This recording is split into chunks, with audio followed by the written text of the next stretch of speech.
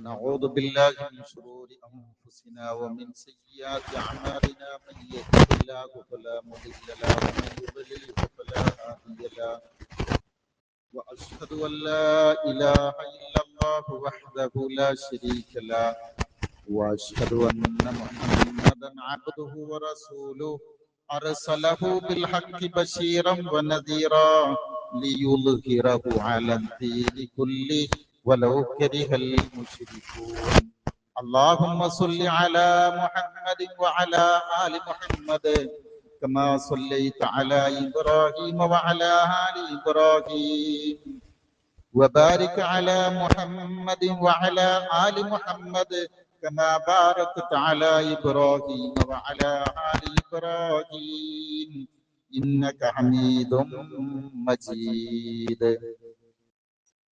أما بعد فإن خير الكلام كلام الله وخير الحديث كتاب الله وخير الهدي هدي محمد صلى الله عليه وسلم وشر الأمور محدثاتها وكل محدثة بدعة وكل بدعة ضلالة. أيها الإخوان والأخوات أوصيكم بنفسي أولا بتقوى الله. أعوذ بالله من الشيطان الرجيم. يا أيها الذين آمنوا اتقوا الله حق تقاته ولا تموتن إلا وأنتم مسلمون. يا أيها الناس اتقوا ربكم الذي خلقكم من نفس واحدة وخلق منها زوجها وبث منهما رجالا كثيرا ونساء واتقوا الله الذي تساءلون به والأرحام إن الله كان عليكم رقيبا. يا أيها الذين آمنوا اتقوا الله وقولوا قولا سديدا يصلح لكم أعمالكم ويغفر لكم ذنوبكم ومن يطع الله ورسوله فقد فاز فوزا عظيما. بسم الله الرحمن الرحيم. قل إن صلاتي ونسكي ومحياي ومماتي لله رب العالمين لا شريك له وبذلك أمرت وأنا أول المسلمين. ബഹുമാന്യരായ മുഅ്മിനുകളായ സഹോദര സഹോദരിമാരെ, അല്ലാഹു സുബ്ഹാനഹു വ തആലയുടെ കൽപ്പനകൾക്ക് പരിപൂർണമായും കീഴ്പ്പെട്ടുകൊണ്ട് ജീവിക്കണമേ എന്ന് ആദ്യമായി ഉണർത്തുകയാണ്, ശക്തമായ ഭാഷയിൽ വസിയ്യത്ത് ചെയ്യുകയാണ്. അല്ലാഹു സുബ്ഹാനഹു വ തആല ഈ വസിയ്യത്ത് യഥാവിധി ജീവിതത്തിൽ പുലർത്തി ജീവിക്കാനുള്ള തൗഫീഖ് തന്ന് നമ്മെ ഓരോരുത്തരെയും അവൻ തുണക്കുമാറാവട്ടെ. റഹ്മാനായ റബ്ബ് നമ്മെ ഓരോരുത്തരെയും അനുഗ്രഹിക്കുകയും അവന്റെ കാരുണ്യത്തിന്റെ ചിറകിനടിയിൽ കഴിഞ്ഞുകൂടാൻ സൗഭാഗ്യം ലഭിക്കുന്നവരുടെ കൂട്ടത്തിൽ ഉൾപ്പെടുത്തുകയും ചെയ്യുമാറാവട്ടെ. സഹോദരങ്ങളെ, സൂറത്ത് അൻആമിലെ 162, 63 വചനങ്ങളാണ് ഞാൻ ശ്രദ്ധയിൽപ്പെടുത്തിയത്. മുസ്ലിം ലോകം പരിശുദ്ധ ഹജ്ജ് കർമ്മത്തിനുള്ള ഒരുക്കങ്ങൾ തകൃതിയായി നടത്തിക്കൊണ്ടിരിക്കുകയാണ്. ഹറം പ്രദേശങ്ങൾ മുഴുവനും അതിന്റെ ഒരുക്കത്തിലുമാണ്. നമ്മുടെ സഹോദരങ്ങളായ ഈ വർഷം ഹജ്ജ് ചെയ്യാൻ സൗഭാഗ്യം ലഭിച്ചിട്ടുള്ള സഹോദരങ്ങൾ മക്ക ലക്ഷ്യം വെച്ചുകൊണ്ട് നീങ്ങിക്കൊണ്ടിരിക്കുകയാണ്. നമ്മുടെ സഹോദരങ്ങളെ മഖ്ബൂലും മബ്റൂറുമായ ഹജ്ജ് കർമ്മം നിർവഹിക്കാൻ പടച്ച റബ്ബ് അവർക്ക് ആഫിയത്തും തൗഫീഖും കൊടുത്ത് തുണക്കുമാറാവട്ടെ. സഹോദരങ്ങളെ, ഇതിന്റെ കൂടെ മുഅ്മിനുകളായ നമ്മളും യാത്ര ചെയ്യുന്നുണ്ട്. എവിടെ? ആ ചരിത്രങ്ങളിലേക്ക്, അവരുടെ പാരമ്പര്യങ്ങളിലേക്ക് നമ്മുടെ ഒരു സഞ്ചാരമുണ്ട്. ഈ ചരിത്രങ്ങൾ ഉൾക്കൊള്ളുന്ന ജീവിത വഴികളെ കുറിച്ചുള്ള ഒരു അന്വേഷണം. ഇതെല്ലാം നടക്കുമ്പോ ആ ചരിത്രങ്ങളെ ഓർത്തെടുക്കുന്ന വേളയിൽ നമ്മൾ എവിടെ എത്തി നിൽക്കുന്നു എന്ന ഒരാലോചന നമ്മുടെ വ്യക്തി തലങ്ങളിൽ പ്രവാചകന്മാരുടെ പാതയിൽ തന്നെ നമ്മൾ ഉണ്ടോ എന്ന ഒരു ഇഹ്തിസാബ്, ഒരു ആത്മവിചാരണ, അതിൻ്റെ ഒരു സന്ദർഭങ്ങളിലാണ് നമ്മൾ ഉള്ളത്. ഹജ്ജിന് പോകുന്ന നമ്മുടെ സഹോദരങ്ങൾ മക്കയിൽ ചെല്ലുമ്പോ അവിടെ കാണുന്ന നിരവധി കാഴ്ചകളുണ്ട്. അത് ഭൗതികമായ കണ്ണുകൾ കൊണ്ട് കാണുന്ന കാഴ്ചകൾ മാത്രമല്ല, നമ്മുടെ അകക്കണ്ണുകൾ കൊണ്ട് കാണേണ്ടുന്ന കാഴ്ചകളുണ്ട്. അകക്കണ്ണുകൊണ്ട് കാണുമ്പോഴാണ് വിശ്വാസി സമൂഹത്തിന് ലഭിക്കേണ്ടുന്ന പ്രയോജനങ്ങൾ അതിന്റെ പൂർണ്ണതയിൽ എത്തിച്ചേരുക. നിങ്ങൾ ആലോചിച്ച് നോക്കൂ, ഹജ്ജിന്റെ ഓരോ കർമ്മങ്ങളും ഇബ്രാഹിം അലൈഹിസ്സലാമയെയും അവിടുത്തെ കുടുംബങ്ങളിലെ വളരെ പ്രധാനപ്പെട്ട 2 പേര് അവരുമായി ബന്ധപ്പെട്ട് നിൽക്കുന്നതാണ്. അവരെ കുറിച്ച് ഓർക്കാതെ ഇബ്രാഹിം അലൈഹിസ്സലാമയെ, മകൻ ഇസ്മായിൽ അലൈഹിസ്സലാമയെ, ഹാജറ ബീവി റളിയല്ലാഹു അൻഹയെ ഓർക്കാതെ ഒരു ദിവസം പോലും, ഒരു വഖത്ത് പോലും നമുക്ക് നടന്നു പോകാൻ കഴിയില്ലല്ലോ.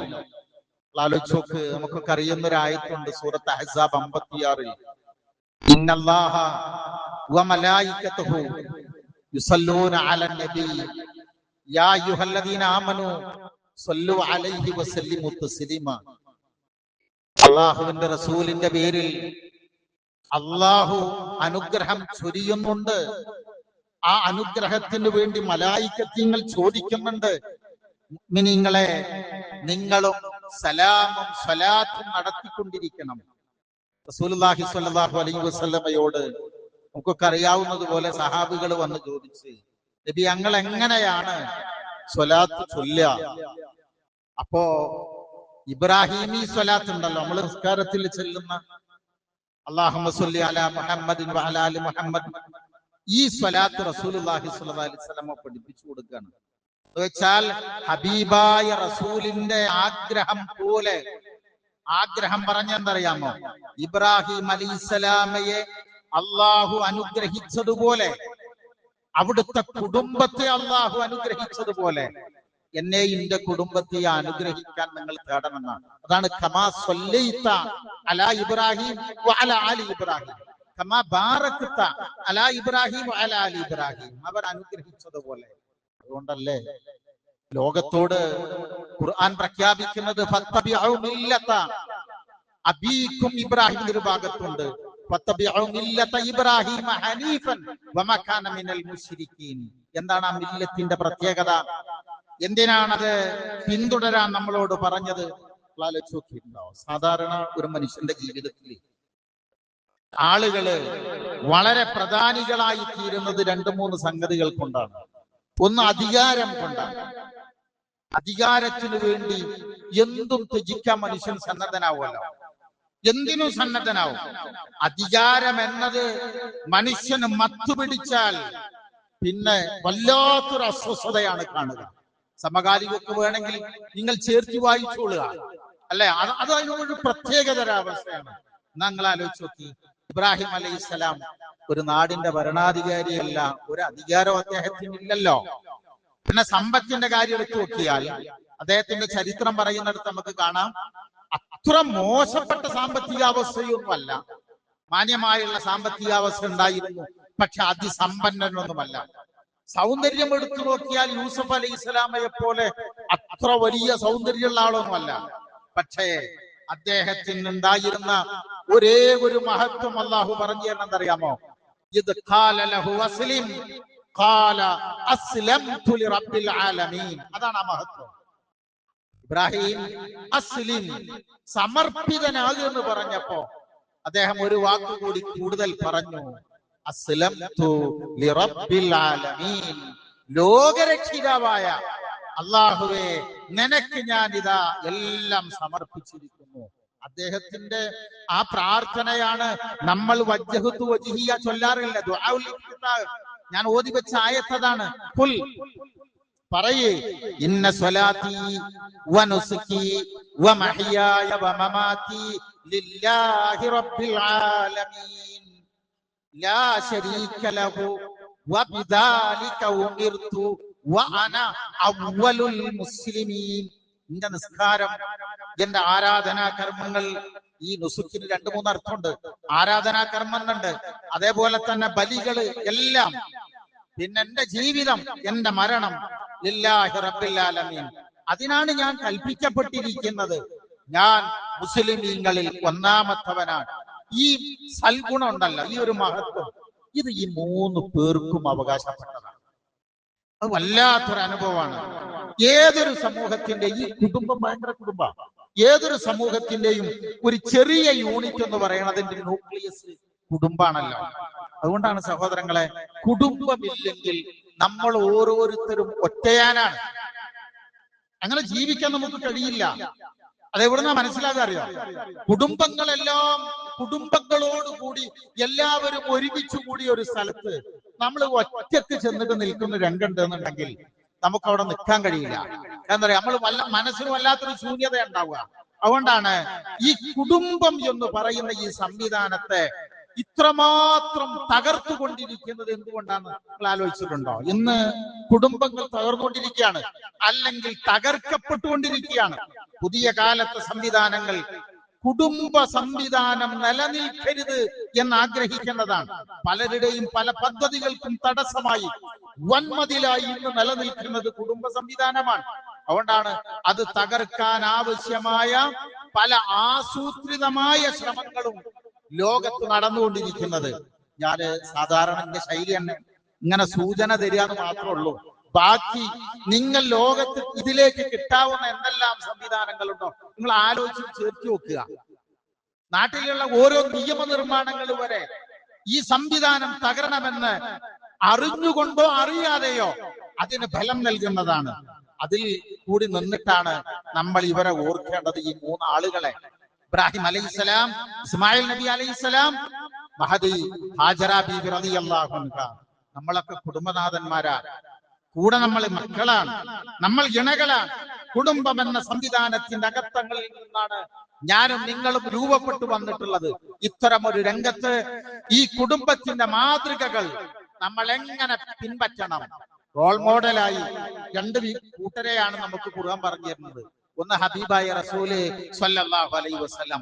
ആ റസൂലിന് ഒരു റോൾ മോഡലായി ആദ്യം അല്ലാഹു പറഞ്ഞത് നമ്മുടെ ഉപ്പ മില്ലത്ത് അബീക്കും ഇബ്രാഹിം. ഞാനത് അങ്ങനെ പറഞ്ഞു പോകല്ല, ഒറ്റ വാക്ക് പറയാനാണ്. ഇബ്രാഹിം അലൈഹിസ്സലാമയുടെ ജീവിതത്തിലെ ഓരോ ഏടുകളും ഖുർആൻ ഇങ്ങനെ പറഞ്ഞു തരുന്നുണ്ട്. വ്യക്തി ജീവിതത്തിൽ എങ്ങനെയാണ്, കുടുംബത്തിൽ എങ്ങനെയാണ്, നാട്ടിൽ എങ്ങനെയായിരുന്നു, എല്ലാം വളരെ വിശദമായി ഖുർആൻ നമുക്ക് പറഞ്ഞു തരുന്നുണ്ട്. അതിൽ ജീവിതം കൊണ്ട് അദ്ദേഹം നേടിയെന്നറിയോ? ഇബ്രാഹിം ഖലീല, ഒരായുസ് കൊണ്ട് അള്ളാഹുവിന്റെ ഖലീൽ. ഖലീൽ എന്ന് പറഞ്ഞ നേരെ അർത്ഥം എന്താ?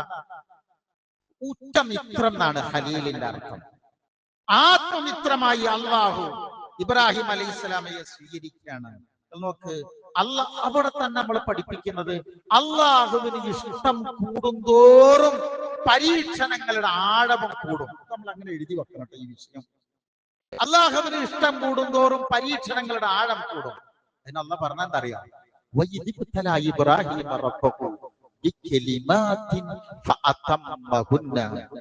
ഇബ്രാഹിമിനെ തന്റെ രക്ഷിതാവ് എല്ലാ കലിമാത്തുകൾ കൊണ്ട് പരീക്ഷിച്ചിട്ടുണ്ട്. അതൊക്കെ വളരെ മനോഹരമായി അദ്ദേഹം പൂർത്തീകരിച്ചിട്ടുണ്ട്. വെച്ചാൽ ഈ കലിമാത്ത് എന്ന് പറയുന്നത് ഒരു മനുഷ്യൻ ഈ ലോകത്ത് സ്നേഹിക്കുന്ന, ഇഷ്ടപ്പെടുന്ന എന്തെല്ലാം സംഗതികളുണ്ടോ അതെല്ലാം അള്ളാഹുവിന്റെ മാർഗത്തിൽ അദ്ദേഹം ത്യജിച്ചിട്ടുണ്ട്. ഇഷ്ടപ്പെടുന്നത് മകനും മക്കളും കുടുംബവും നാടും ബാപ്പി എല്ലാം. ഇതൊക്കെയാണല്ലോ ഇപ്പൊ നമ്മുടെ വികാരം എന്ന് പറഞ്ഞാൽ. ഇപ്പൊ നിങ്ങൾ ഇവിടെ ഇരിക്കുകയാണ്, പുറമെ ഒന്ന് താമസിക്കുന്ന ഒരാളെന്നുണ്ടെങ്കിൽ നമ്മുടെ മനസ്സ് എവിടെ ഉണ്ടാവുക? നമ്മുടെ മക്കളെയോ നമ്മുടെ കുടുംബങ്ങളോ ആർക്കെങ്കിലും ഒരാളെ ഇന്ന് വേറെ ഏതെങ്കിലും ഒക്കെ ഒരു ചികിത്സക്ക് വേണ്ടി അഡ്മിറ്റ് ആണെന്നുണ്ടെങ്കിൽ നമ്മുടെ മനസ്സെവിടെ ഉണ്ടാവുക? ആലോചിച്ചൊക്കെ 90 വയസ്സോളം എത്തിയിട്ട് വാർദ്ധക്യത്തിന്റെ അങ്ങേ തല എത്തിയിട്ട് കിട്ടിയ കുഞ്ഞിനെ അത് മുതൽ എന്തൊക്കെ ഉണ്ടോ എല്ലാം അള്ളാന്റെ മാർഗത്തിൽ ത്യജിച്ചിട്ടുണ്ട്. ഒരു മനുഷ്യൻ ഈ ലോകത്ത് പേടിക്കുന്ന ഏതൊക്കെ ഘട്ടങ്ങളുണ്ടോ? നമുക്കൊക്കെ പേടി മനുഷ്യന്റെ ഒരു കൂടപ്പറപ്പ് തന്നെയാണല്ലോ. അങ്ങനെ മനുഷ്യൻ പേടിക്കുന്ന ഏതെല്ലാം ഘട്ടങ്ങളുണ്ടോ ആ ഘട്ടങ്ങളെയെല്ലാം സഹിച്ചിട്ടുണ്ട്, തരണം ചെയ്തിട്ടുണ്ട്. അതുകൊണ്ടാണ് ഹബീബായ റസൂലിന്റെ അടുക്കൽ വന്നിട്ട് ഒരാൾ ചോദിക്കുന്നുണ്ട്, സഅദ് ബിൻ അബീ വഖാസ് റളിയല്ലാഹു അൻഹു, നബിയേ അയ്യുന്നാസി അശദ്ദൽ ബലാ, ഏറ്റവും കൂടുതൽ പരീക്ഷണം ഈ ലോകത്ത് ആർക്കാണുള്ളത് എന്ന് ചോദിച്ചു. അപ്പൊ എന്താ പറഞ്ഞു കൊടുത്തെന്നറിയാമോ? അൽ-അംബിയാഉ വസ്സാലിഹൂൻ സുമ്മൽ അംസൽ സുമ്മൽ അംസൽ. ആദ്യം അമ്പിയാക്കന്മാരാ, പിന്നെ സ്വാലിഹീങ്ങളാ, പിന്നെ പിന്നീട് വരുന്നവരാണ്. എന്നെ എന്തിനാണ് എന്റെ റബ്ബ് ഈ രൂപത്തിൽ ഇങ്ങനെ പരീക്ഷിക്കുന്നത്? ഞാൻ നിസ്കാരവും തോലുപ്പൊക്കെ കാര്യമായിട്ടുള്ളവനാണല്ലോ, അങ്ങനെ നമുക്ക് തോന്നുകയേ ചെയ്യണ്ട. സാധാരണ നമ്മുടെ ധാരണ അതാണെന്നാണ് ഞാൻ പറഞ്ഞത്. ഞാൻ ഇങ്ങനെയൊക്കെ പ്രവർത്തിച്ചിട്ടും എന്തോ ഒരു പരീക്ഷണം എനിക്ക് അങ്ങനെ തോന്നണ്ട, അതിന്റെയൊക്കെ പിന്നിലൊരു നന്മയുണ്ടാവും.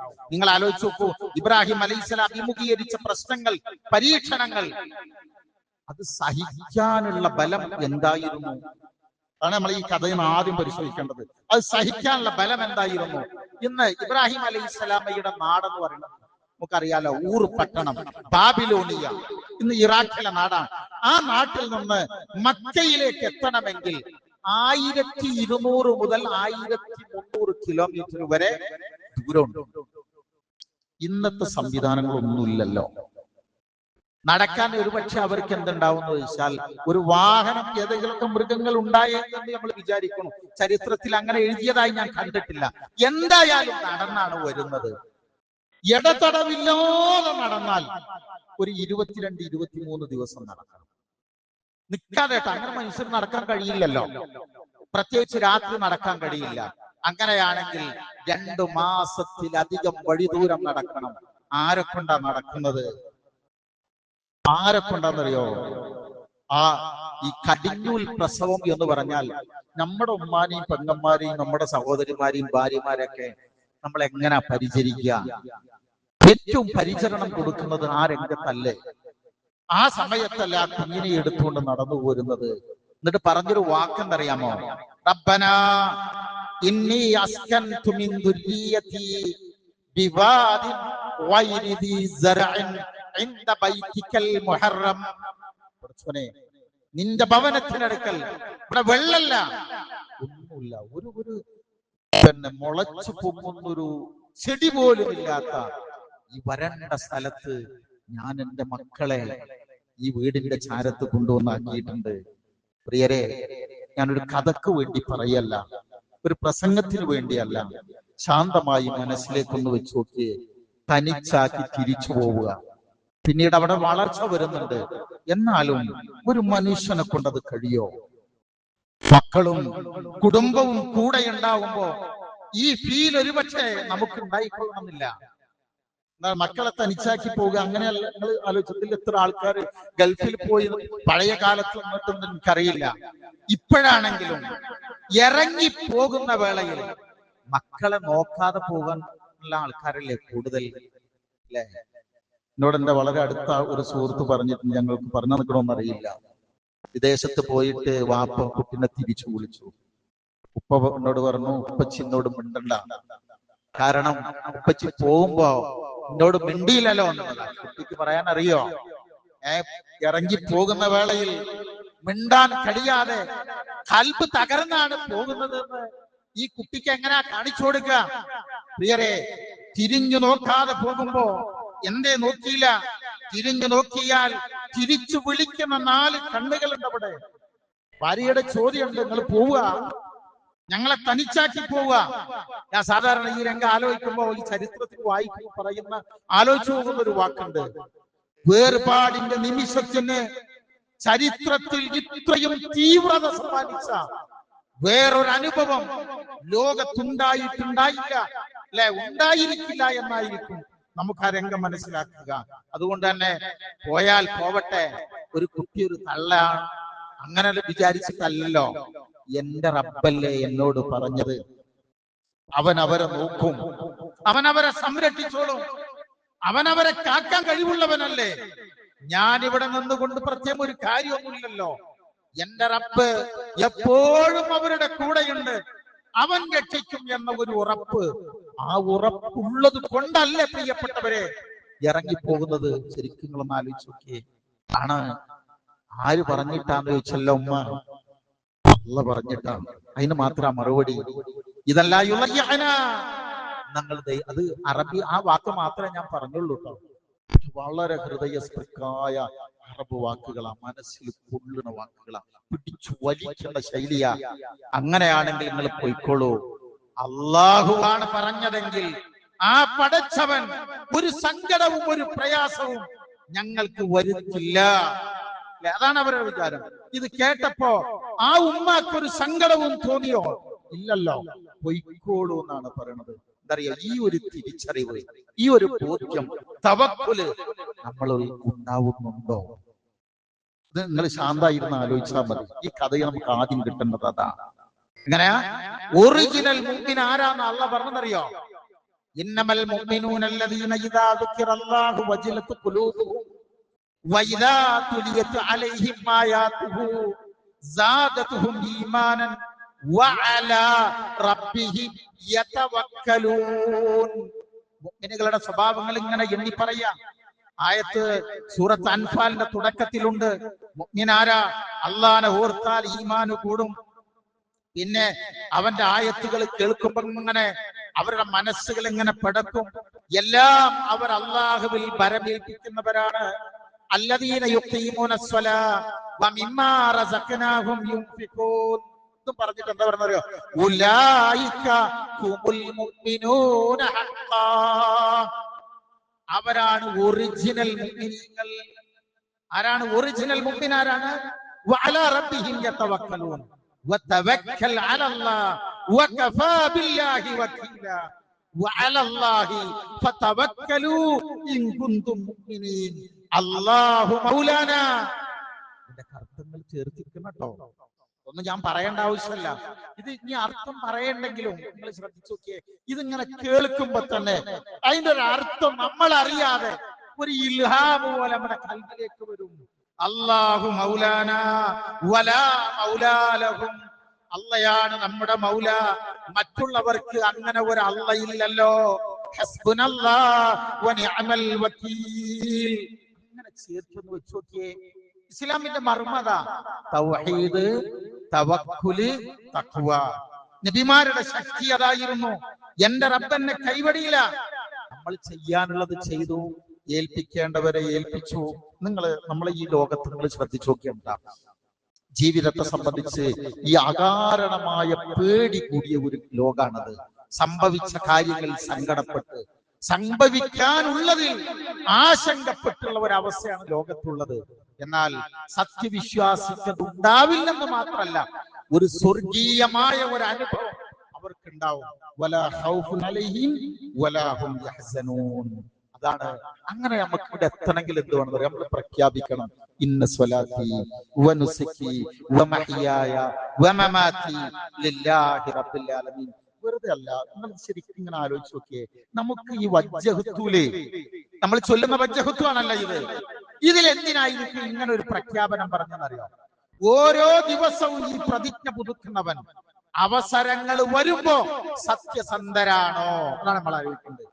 ഇന്റെ നിസ്കാരവും ഇന്റെ ആരാധനാകർമ്മവും ഇന്റെ ജീവിതവും മരണമൊക്കെ പടച്ചോനെ നിനക്കാണ്. അത് പുലർന്ന് കാണേണ്ടുന്ന അവസരങ്ങൾ വരുമ്പോൾ നമ്മൾ സത്യസന്ധരാണോ? മുഅ്മിൻ എന്ന നിലയിൽ അള്ളാഹുവിന്റെ വഴിയിൽ എനിക്ക് എന്ത് നൽകാൻ കഴിയും എന്നൊരവസരം വരുന്ന സമയത്ത് എന്താണ് നമ്മൾ നൽകുന്നത്? പടച്ചോൻ എന്താ നമ്മൾ കൊടുക്കേണ്ടത്? പടച്ചവൻ എന്താ നമുക്ക് തരാത്തത്? രണ്ടും ആലോചിക്കണം. അള്ളാഹ് നമുക്ക് എന്താ തരാത്തത് നിങ്ങൾ ആലോചിച്ചിട്ടുണ്ടോ? എനിക്ക് ഉറപ്പായി ഈ ഇരിക്കുന്ന ആളുകൾ, വേറെ പുറത്തുള്ള ആളുകളെ വിടി, നമ്മുടെ കൂട്ടത്തിൽ ശാന്തമായി ഇങ്ങനെ ലിസ്റ്റ് ഔട്ട് ചെയ്ത് നോക്കിയാൽ, അള്ളാഹ് തന്നതിനെ ഒന്ന് ലിസ്റ്റ് ഔട്ട് ചെയ്ത് നോക്കിയാല് നമുക്ക് തരാത്തതാണോ കിട്ടിയതാണോ കൂടുതൽ? പ്രിയപ്പെട്ടവരെ, പ്രിയപ്പെട്ടതെന്തും അള്ളാഹുവിന്റെ മാർഗത്തിൽ ചെലവഴിക്കാനാണ് നമ്മൾ കൽപ്പിക്കപ്പെട്ടിരിക്കുന്നത്. നമ്മുടെ ഇഷ്ടങ്ങളെ അള്ളാഹുവിന്റെ ഇഷ്ടത്തിന്റെ മുമ്പിൽ സമർപ്പിക്കുക. അത് നമ്മൾ ഉൽഹിയത്ത് എന്ന് പറയും, അറബിയില് ബലി എന്ന് പറയും, സമർപ്പണം എന്ന് പറയും. ബലിയുടെ ഉയർന്ന ഭാവമാണ് അള്ളാഹുവിന്റെ മാർഗത്തിലുള്ള സമർപ്പണം. ഇബ്രാഹിം അലൈഹിസ്സലാമയോട് സമർപ്പിക്കാൻ പറഞ്ഞത് ഏതിനെ അറിയോ? മക്കളെയാണ്, ഒരു മോനെയാണ്. 10 തന്നിട്ട് ഒരെണ്ണത്തിന് നിങ്ങൾ ശരിക്കും ആലോചിക്കണം. 10 കുട്ടികളെ തന്നിട്ട് ഒന്നിനങ്ങോട്ട് കൊടുക്കുകയാണ്. എന്റെയൊക്കെ ചെറുപ്പത്തിൽ, നിങ്ങൾക്ക് ഉണ്ടോന്നറിയില്ല, നമ്മുടെയൊക്കെ വീടുകളിലൊക്കെ ഈ കോഴികള് പിന്നെ അത് വിരിഞ്ഞിങ്ങനെ കുട്ടികൾ വരുമ്പോ 10 വിരിഞ്ഞു വന്നാൽ ഈ 10 പോകാതെ കിട്ടിയ ഒന്ന് പള്ളിക്കേൽക്കുന്നതാണ്. 10 കിട്ടിയിട്ടാണ് ഒന്ന് അങ്ങോട്ട് കൊടുക്കുന്നത്. അങ്ങനെ അല്ലല്ലോ, 10 തന്ന് ഒന്ന് നല്ല ആകെ ഒരേ ഒരു കൺമണി. അതെങ്ങനാ? ഉപ്പാന്റെ കൂടെ ഇങ്ങനെ നടക്കാറാവുമ്പോ പാപ്പാരായ നമുക്കറിയാലോ, നമ്മൾക്ക് മക്കളോടുള്ള സ്നേഹപ്പെടാ. ലേബർ റൂമിൽ നിന്ന് കുട്ടിനെ പുറത്തേക്ക് ആ തുണിയിൽ ഇങ്ങനെ പൊതിഞ്ഞു തന്ന സമയത്ത് ചിലപ്പോൾ ഒരു പക്ഷെ ഞാനൊന്നും കുട്ടിനെ വാങ്ങിക്കൊള്ളുന്നില്ല. ഇതിന്റെ കുട്ടി ഉപ്പാന്റെ മാതിരി, അങ്ങനെ പല അഭിപ്രായം പറഞ്ഞു പോരലുള്ളൂ. നമ്മുടെ മക്കളോട് നമുക്ക് ഏറ്റവും പ്രിയം തോന്നുന്നത് എപ്പോഴറിയോ? നമ്മൾ അങ്ങോട്ട് കളിക്കുമ്പോ തിരിച്ച് പ്രതികരിക്കുക, നമ്മുടെ കയ്യിൽ പിടിക്കുക, ഇങ്ങനെ റോട്ടിലൂടെ ഇങ്ങനെ ഇറങ്ങി കളിക്കുക. ആ വരുന്നൊരു സമയമുണ്ടല്ലോ, ആരാരും തുണയില്ലാതെ, വാപ്പല്ല ഉമ്മല്ല ആരുമില്ലല്ലോ സഹായിക്കാൻ, ഈ കുട്ടി മാത്ര. ആ കുട്ടി കൂടെ നടക്കാറാവുമ്പോഴാണ് എന്ത് പറയണമെന്നറിയോ? കുട്ടിനെ അർക്കണമെന്ന് പറയുന്നത് സ്വപ്നമാണ്. അത് തുറന്ന് പറയാന്ന് പറയുന്നതല്ലേ ഏറ്റവും വലിയ പരീക്ഷണം. പ്രിയപ്പെട്ടവരെ, സമർപ്പണം എന്ന വാക്ക് കേൾക്കുമ്പോ സുഖമുള്ള വാക്കാണ്. അതിന്റെ പ്രയോഗം അത്ര എളുപ്പമുള്ളതല്ല. ആരോ വളർത്തി ഉണ്ടാക്കിയ ഒരു മാടിന്റെ ആരോ വളർത്തി ഉണ്ടാക്കിയ ഒരു മാട്, ആ മാടിന്റെ കഴുത്തിൽ കത്തിവെക്കുമ്പോ ഒരു പക്ഷെ അത്ര ഫീല് ഇങ്ങനത്തെ ഒരു അനുഭവം ഉണ്ടായിക്കൊള്ളുന്നില്ലല്ലോ. സ്വന്തം മകൻ നിങ്ങളൊന്ന് ശരിക്കാലോചിച്ച് നോക്കി. നമ്മുടെ കുട്ടിക്ക് ഒരു ഓപ്പറേഷൻ തീരുമാനിച്ചിട്ട് ആ ഓപ്പറേഷൻ തീരുമാനിച്ച ഘട്ടത്തിൽ ആ കുട്ടിന്റെ മുഖത്തേക്ക് എനിക്ക് നോക്കാൻ പോലും കഴിയില്ല എന്ന് പറയണില്ലേ? ഈ കുട്ടിനെ വിളിച്ച് ഉപ്പ ഇങ്ങനെ ഒരു സ്വപ്നം കണ്ടിട്ടുണ്ടടാ എന്ന് പറയുന്ന രംഗണ്ടല്ലോ, ഒരു വാപ്പന്റെ ഏറ്റവും വലിയ പരീക്ഷണമാണ്. ആ ഉമ്മ ആ കുഞ്ഞിനെ ഒരുക്കി പറഞ്ഞയച്ചു കൊടുക്കുന്നത് എന്തിനാണെന്നറിയോ? ഷോപ്പിങ്ങിന് പറഞ്ഞയക്കാനല്ല, അങ്ങാടിക്ക് പറഞ്ഞയക്കാനല്ല, മറിച്ചൊരു ഉമ്മ കുളിപ്പിച്ച് പുതുവസ്ത്രം ധരിപ്പിച്ച് ആ കുഞ്ഞിനെ കൊണ്ടുപോകുന്നത്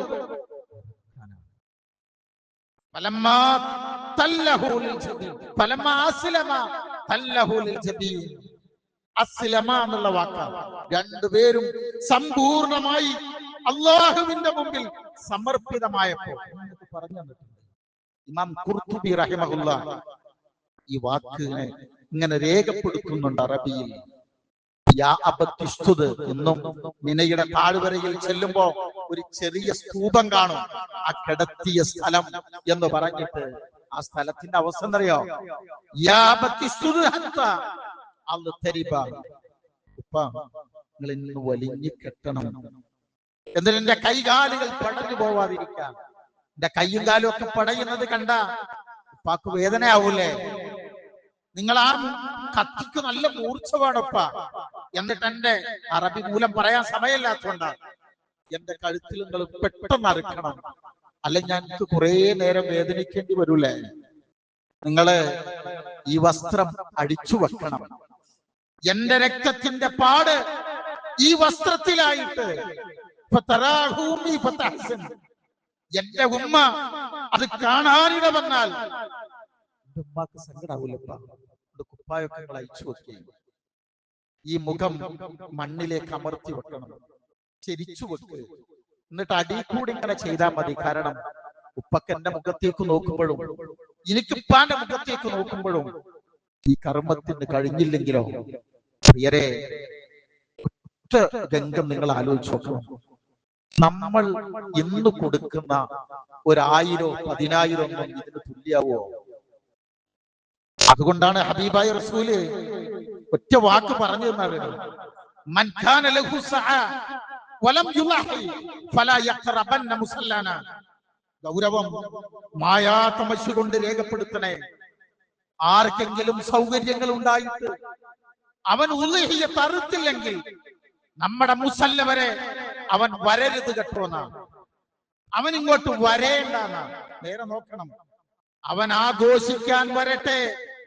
അവന്റെ ആഘോഷത്തിന് ഈ മുസല്ലയിലേക്ക് അവൻ വരരുത്. വരണ്ടെന്ന് പറഞ്ഞറിയോ? ആരൊക്കെ മുസല്ലയിലേക്ക് വരണമെന്ന് ഹബീബായ റസൂല് പറഞ്ഞത്? പീരിയഡിലുള്ള നമ്മുടെ സഹോദരിമാര്.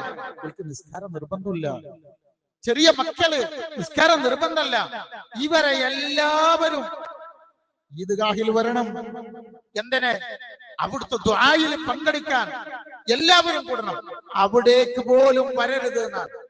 നമ്മളൊരു കാര്യം ചോദിക്കട്ടെ സഹോദരങ്ങൾ, കഴിവുള്ളവര് ഇതിൽ പങ്കുകൊള്ളണമെന്ന് മാത്രമല്ല, അന്ന് നല്ല വസ്ത്രം ഇടാനില്ല എന്നുണ്ടെങ്കിൽ അയൽപക്കത്ത് നിന്ന് കടം വാങ്ങിയിട്ടെങ്കിലും നിങ്ങൾ അതിൽ ആ നിസ്കാരത്തിന് വരണം എന്ന് പറഞ്ഞ റസൂലാണ് പറയണത്. നിങ്ങൾ ഇങ്ങോട്ട് വരരുതേ എന്നാണ്. നിങ്ങളുടെ കയ്യിലൊക്കെ മൊബൈലില്ലേ? ഈ മൊബൈലിന് എന്താ വില? ഏറ്റവും ചുരുങ്ങിയത് ഒരു 15,000 മുതൽ മുകളിലേക്കാണ് നമ്മുടെ എല്ലാവരുടെ കയ്യിലുള്ള മൊബൈലിന്റെ വിലയും. പഴയ കാലത്തെ വീടല്ല നമ്മുടെ വീട്. പണ്ട് കാലത്തൊക്കെ നമ്മുടെയൊക്കെ ചെറുപ്പം നോക്കിയാല് എവിടെങ്കിലൊക്കെ ഒരു നാട്ടിലൊരു ജീപ്പാണ് ഉണ്ടാവുക, ഒരു വാഹനം ഉണ്ടാവുക. ഇന്ന് നമ്മൾ ഓരോരുത്തരുടെയും വീട്ടിൽ എത്ര വാഹനങ്ങൾ വന്നില്ലേ? മൊബൈൽ നമ്മുടെ വീട്ടിൽ എത്ര മൊബൈൽ ഉണ്ടാവും? അതെന്തിനാ നിങ്ങളോട് പറഞ്ഞറിയോ? നമ്മുടെ വാഹനത്തിന്റെ ഗ്രേഡ് കൂടുന്നതനുസരിച്ച് അതിനെന്തെങ്കിലും ഒരു കുഴപ്പം വന്നാൽ അതിനനുസരിച്ച് പൈസ ചെലവാക്കേണ്ട നമ്മള്. അത് മാത്രല്ല, ശരിക്കും നിങ്ങൾ ആലോചിച്ച് നോക്കുക. ഒരു മാസത്തിൽ ഒരിക്കലെങ്കിലും നമ്മുടെ കുടുംബവുമായിട്ട് നമ്മൾ അങ്ങാടിക്ക് ഇറങ്ങാറില്ലേ? ചുരുങ്ങിയത് നമ്മുടെ മക്കളെയും കുടുംബത്തെയും കൂട്ടി ഒന്ന് ടൂർ അടിച്ച് ഒരു ദിവസം കഴിഞ്ഞ് നമ്മളെ വീട്ടിലേക്ക് വരണം എന്നുണ്ടെങ്കിൽ എത്ര ഉറുപ്പി ചെലവാകും സഹോദരങ്ങളെ? അല്ലെ? എന്തായാലും ഒരു 8-10 ഉറുപ്പി ചെലവാകും. പൈസ അല്ല, കടം വാങ്ങിയിട്ട് ആരും അത് ചെയ്യണ്ട. അങ്ങനെയാണ് ഹബീബായ റസൂൽ പറയുന്നത്. നമ്മളൊക്കെ അത്ര കടക്കാരാണോ? പണക്കാർക്ക് മാത്രമാണ് എന്നൊരു ധാരണ നമ്മൾ അത്ര മോശപ്പെട്ട ആൾക്കാരൊന്നുമല്ല. അത്യാവശ്യമൊക്കെ നമ്മൾ വിചാരിച്ചാൽ ഒരു സൽക്കർമ്മത്തിൽ പങ്കെടുക്കാൻ നമുക്ക് കഴിയും. ഈ വചനങ്ങൾ നമ്മൾ നല്ലോണം ശ്രദ്ധിക്കണം. എന്നിട്ട് അള്ളാഹുവിന്റെ മാർഗത്തിൽ നമ്മൾ എന്ത് ചെയ്യണമല്ലോ? സമർപ്പിക്കാൻ കഴിയാവുന്നത് എന്തൊക്കെയുണ്ടോ അതൊക്കെ പടച്ചോന്റെ തൃപ്തിക്ക് വേണ്ടി നമ്മൾ സമർപ്പിക്കണം. അള്ളാഹുവിൽ ഏൽപ്പിക്കുക. അതാ ഞാൻ പറഞ്ഞ ഇബ്രാഹിം നബിയുടെ ചരിത്രത്തിൽ നിന്ന് നമുക്ക് കിട്ടുന്ന 2 പ്രധാനപ്പെട്ട പാഠം. എന്താണോ അത് അള്ളാഹുവിൽ സമർപ്പിക്കുക, അള്ളാഹുവിൽ ഏൽപ്പിക്കുക. നമ്മൾ ഫ്രീ ആവുക. തിരിച്ചു പോകുമ്പോൾ അള്ളാഹുവിന്റെ ഒരു ഹലീലായിട്ട് പോകാൻ കഴിയുക. ആത്മാർത്ഥമായി പ്രാർത്ഥിക്കുക. അള്ളാഹു അതിനെ നമ്മെ ഓരോരുത്തരെയും തുണക്കുകയും അനുഗ്രഹിക്കുകയും ചെയ്യും.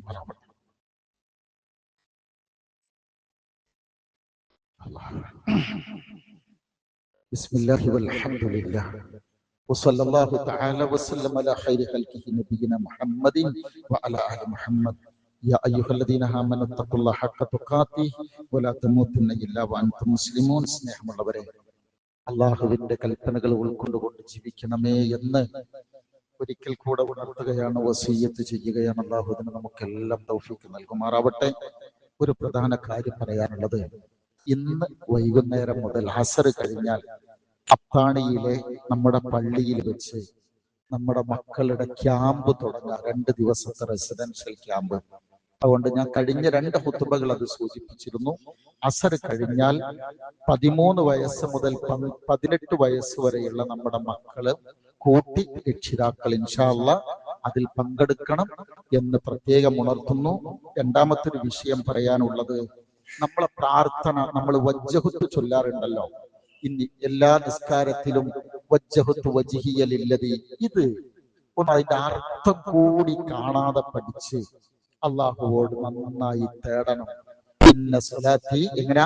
സ്വലാത്തി വനുസുക്കി വമഹ്യായ വമമാതി ലില്ലാഹി റബ്ബിൽ ആലമീൻ. അതൊന്ന് മനസ്സറിഞ്ഞ് പ്രാർത്ഥിക്കാൻ നമുക്ക് കഴിഞ്ഞാൽ അള്ളാഹു നമുക്ക് എല്ലാത്തിനും തൗഫീഖ് തരും. നന്മകൾ ചെയ്യാനുള്ള തൗഫീഖ് തരണ റബ്ബേ.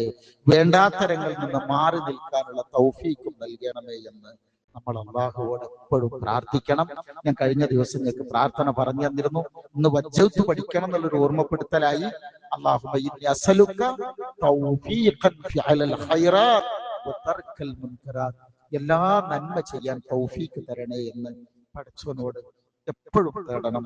അല്ലാഹു റബ്ബുൽ ഇസ്സത്ത് അവന്റെ ഇഷ്ടദാസന്മാരുടെ കൂട്ടത്തിൽ ഉൾപ്പെടുത്തി നമ്മെ ഓരോരുത്തരെയും അനുഗ്രഹിക്കുകയും തൃപ്തിപ്പെടുകയും ചെയ്യുമാറാവട്ടെ. അവന്റെ മഹത്തായ ഫളിൽ കൊണ്ട് പടച്ച റബ്ബ് നമ്മുടെ തെറ്റുകുറ്റങ്ങളെല്ലാം പുറത്തു തന്ന് അവന്റെ ഇഷ്ടദാസന്മാരുടെ കൂട്ടത്തിൽ നമ്മെ ഓരോരുത്തരെയും അവൻ ഉൾപ്പെടുത്തുമാറാവട്ടെ. ജീവിതത്തിലെ ഓരോ അനുഭവങ്ങൾ കൊണ്ട് അള്ളാഹുവിനെ തൃപ്തിപ്പെടുത്താനുള്ള തൗഫീക്ക് തന്ന് പടച്ചവൻ നമ്മെ ഓരോരുത്തരെയും തുണക്കുമാറാവട്ടെ. നടക്കുന്ന വഴികളിൽ ദീനിന്റെ വെളിച്ചം സ്വീകരിച്ച് മുന്നോട്ട് പോവാൻ റബ്ബ് നമ്മെ തുണക്കുമാറാവട്ടെ. ജീവിതത്തിലെ സകലമാന മുസീബത്തുകളിൽ നിന്ന് നമ്മളെയും നമ്മുടെ കുടുംബങ്ങളെയും ഒക്കെ അള്ളാഹു കാത്ത് രക്ഷിക്കുമാറാവട്ടെ. നമ്മുടെ അധ്വാനം, നമ്മുടെ റിസ്കിന്റെ മേഖല, നമ്മുടെ ഉപജീവനം അള്ളാഹു ബർക്കത്തുള്ള മേഖലയാക്കി ബർക്കത്തിന്റെ വഴികൾ തുറന്നിട്ട് തന്ന് നമ്മെ അവൻ സഹായിക്കുമാറാവട്ടെ.